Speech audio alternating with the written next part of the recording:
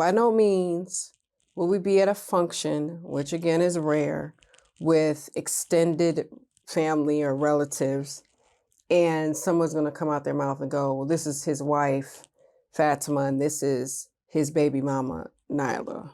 That has never happened.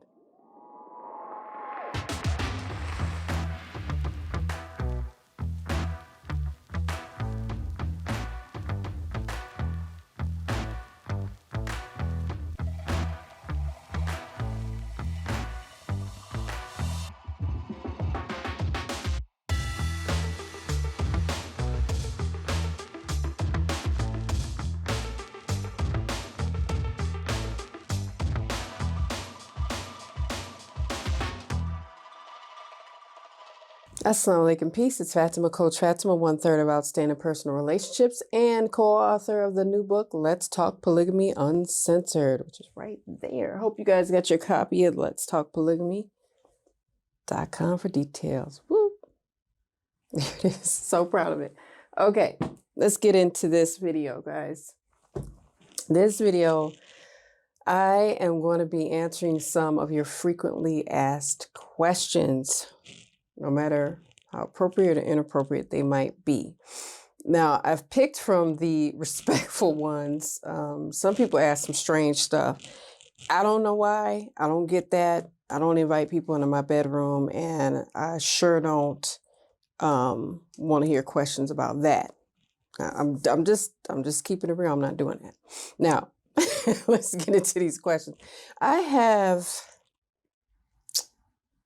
maybe almost 10 questions. So I'm going to answer them to the best of my ability. These are pretty easy. I've answered some of them before.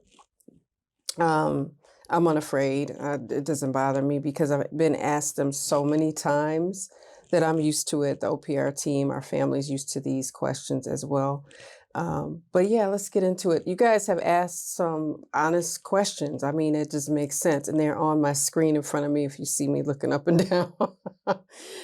So let's get into it.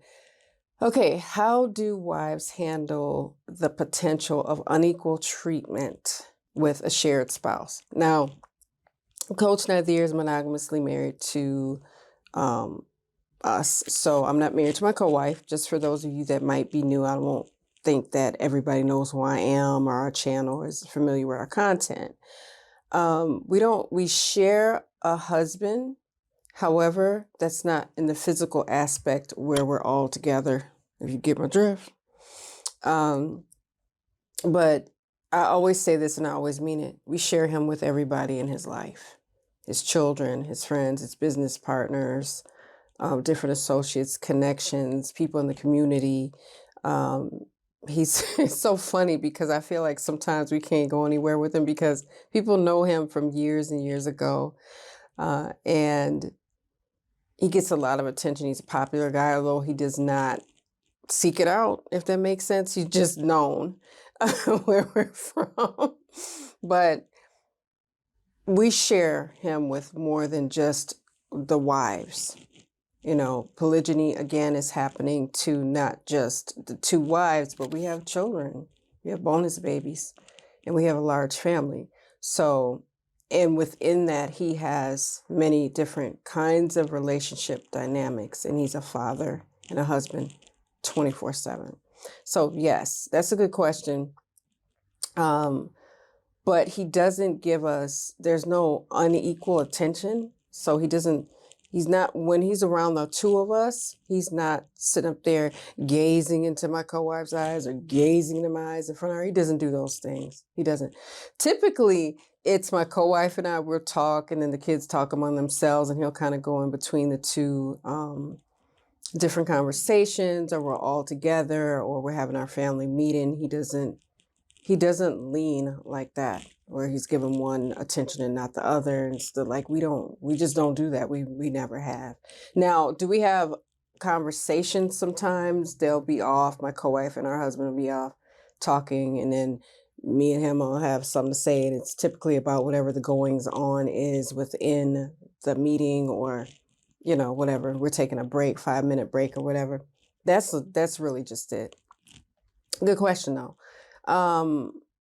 How do you guys handle potential conflicts between each other as co-wives? We don't have them. We do not have them. When we're together, when my co-wife and I are together, it's usually we're cracking jokes. We're talking about motherhood, business, how we grew up. We're getting to know each other in a different way every time. But we are really good when it comes to having a good time. Like when we're filming, we're kikiing in the corner or we're laughing or we have our little inside jokes. So, but we made a decision a long time ago that we wouldn't be a source of conflict for one another. Was the start rocky? Yes, it was. But I didn't go up to her and go, this is your fault. You know, it's all your fault. We didn't do that. And she's never done that to me. If we had a miscommunication, if we needed information or something happened among the children, or it could be anything like that. Anything like that. It's usually we'll sit, talk about it, clear it up, and we go on. And that is so rare in the past almost 14 years. I mean, rare that I can't even remember the last time. And we talk to each other directly. Like we text each other, we'll sit down, we'll talk, we'll have lunch, coffee, whatever. But we don't have that. We just decided we weren't going to be a source of that for one another. I mean, even if you're not friends or if you're not close, it does not have to be a conflict. That's what I found with our relationship, and we know that we're accountable. We're both practicing Muslim women, and we try our best to not ruffle each other's feathers. So that's not a thing with us. Okay, next one. Do all wives have an equal say in family decisions? We do. We come together as parents, all three of us. And if we want to go on a trip, if we want to do certain things, we sit down and plan it out with our children. And not the little ones, but the adults, the young adults in the family. And then Coach Nazir really leads the charge. And then we just given our input, everybody shares, and then we come up with a plan. If there's something with parenting, we'll kind of go back and forth and see and investigate what would happen. And then we discipline our children the same, don't care what house. Now, it's different because there's an age difference. Our young adults, we don't have to go, oh, let me discipline you. We have a conversation with them, you know, because they have guidance at this point. So there's no, you know, we're not raising the young, my two oldest daughters are almost 30. So this ain't, you know, well, you're on punishment and all of that. But if, for example, since this is such a good question, if my youngest son is at my husband's house that he shares with my co-wife, they handle that. I don't have to, and then he'll brief me on it. She'll brief me on it. And it's a rare occurrence once again, but I don't go, what did you say to my son? And how come he, I'm not doing that. I trust their judgment. If he did something he shouldn't do, or if he was supposed to help do something and he didn't, I don't have to circle the wagon and go up under them and get involved in that. I need to know about it, but other than that, and sometimes I don't know about all that, you know, and he doesn't misbehave like that either, but I trust their judgment with my son, with our son. He's a child to us all. He's a son to us all. So, and the same thing with myself and Coach Nazir when my bonus babies come over to our home. Whatever's going on, we handle that here. So yeah, we want to make sure that our children are well-rounded. So I don't want to do something that I know I wouldn't want for my child to Coach Nazir's children, but through biology, because all his children are not my children through biology, but they're all children of our family. His sons feel like my sons, and I love them very deeply. I really do. And honey, I defend them. So I'm a mother to many, and so is my co-wife, Coach Nyla. And Coach Nazir is a father to them all. And I'm grateful for that. Good question. How do you handle individual privacy? We don't tell each other's business. I treat it just like I would a friend of mine. I don't talk about that. We don't go there. I don't know if they're going on within their home and all of this stuff and vice versa. We just don't go there. Because the thing is, if you go there, then you have the burden of knowing it and remembering it, and later on you might feel away, or you might feel away immediately, and then you look up and you argue and all stuff. It's not worth it. And then it's not my job. What roles do extended family play in the lives of U.S. wives? They don't have a major role because some of them, they're relatives, and they might not believe in what we believe in, and they don't. The majority of them don't. But in our presence, we set the boundaries or the climate. So by no means will we be at a function, which again is rare, with extended family or relatives, and someone's going to come out their mouth and go, well, this is his wife, Fatimah, and this is his baby mama, Nyla. That has never happened. And if it were to happen, we set the tone for that energy. So it'll be stopped right away. And I might destroy their universe and say, and I have, say, no, that's his wife too, and da-da-da. Look, don't take me there. That's it. But we set the climate for that. So I always invite people to let others know this is your family. And letting others know that is important. I don't play about her. She don't play about me. We don't play about our husband, our family. These people that are in this family with me, we care about each other. I'm in the family with them. We support one another. So there's no... Because the thing is, you can see people trying to do that. They're trying to do that. They go, oh, I don't, forget what you thought. I'm just going to let you know what it is. And then you're teaching people how to treat you. That's it. You're teaching people how to treat you. So setting boundaries and they're clear is important. Next question. We've gotten this one. Me and Coach Nyla have gotten this one so many times. Is your relationship fake with your co-wife? No, it's not. I can't do fake. I can't do it. I'd rather not say nothing than sit up under someone and be fake with them. I can't. We have to have a conversation.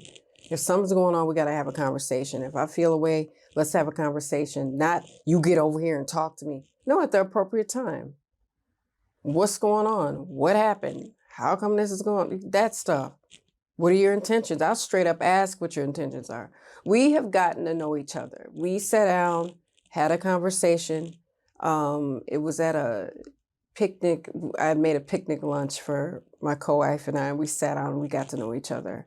And it was a really major icebreaker. And she actually initiated contact with me because I thought polygyny was something for Coach Nazir. I'm like, that's for him.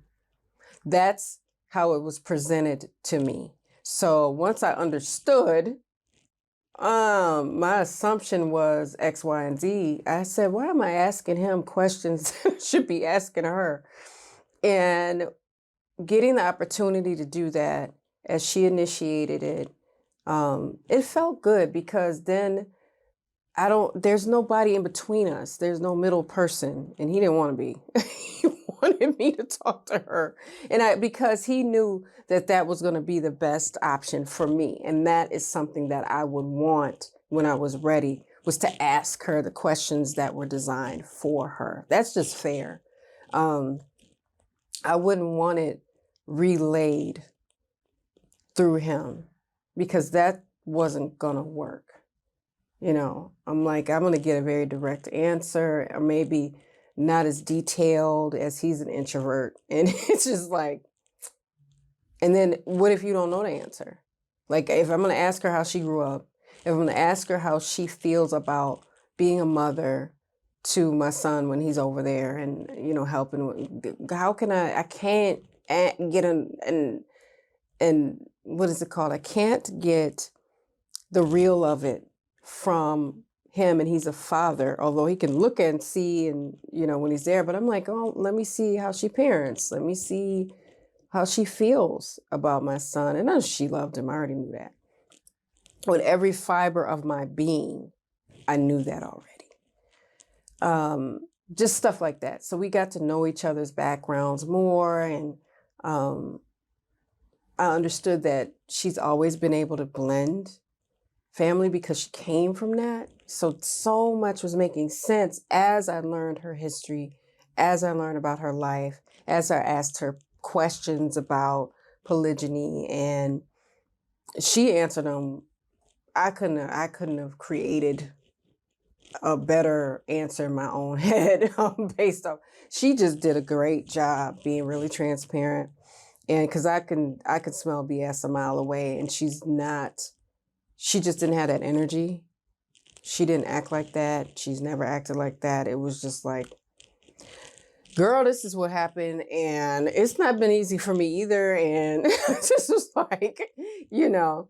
So I felt like I could relate to her story because we've been ostracized before and had these difficult experiences and this judgment and this assumption around our lives and who we are and all this stuff like that. I'm pretty, for me, I don't know. I think because my grandparents raised me and they were born in the 30s, I was just built in such a way that I'd heard so much, seen so much. They had done so much in front of me until I was like, I had a really hard exterior because I grew up a specific kind of way. And she and I, my co-wife, Coach Nyla, and I grew up, it was almost polar opposite. So I get why she's the way she is, and she gets why I'm the way I am, and we get each other, and that mattered. So that's why our relationship works on and off the camera, because we got to know each other and we were able to listen to one another. Not right away, but I was able to sit and see her outside of Coach Nazir, outside of being just wives of Coach Nazir, and that meant a lot to me. Now, guys, that concludes this series of questions, because if I keep going, this video will be long, super, super long. So with that, thank you guys for the questions. Thank you for being brave and saying, look, I'm just going to ask, because I would rather that than an assumption. So that felt good, and that was awesome. Make sure, though, that you guys are heading over to our OPR campus. We have different meetups, we teach different classes there, and it's just a really safe space if you want to talk about a lot of these issues and many, many more. At oprcampus.com for details. You see the link and just click it and join. Please join. So with that being said, I'm going to hit you guys with some GLC. I'm glad that you are able to ask these questions, and I don't know, I never thought I'd be doing this on YouTube and all that stuff. So this is just an awesome journey that I've been on with my family in polygyny. So thank you again for the questions. I'm gonna hit you with that GLC. Make sure you're growing intentionally, loving fearlessly, and connecting on a higher level every single day. I'm Coach Fatimah. See you in the next one. Assalamu alaikum. Peace.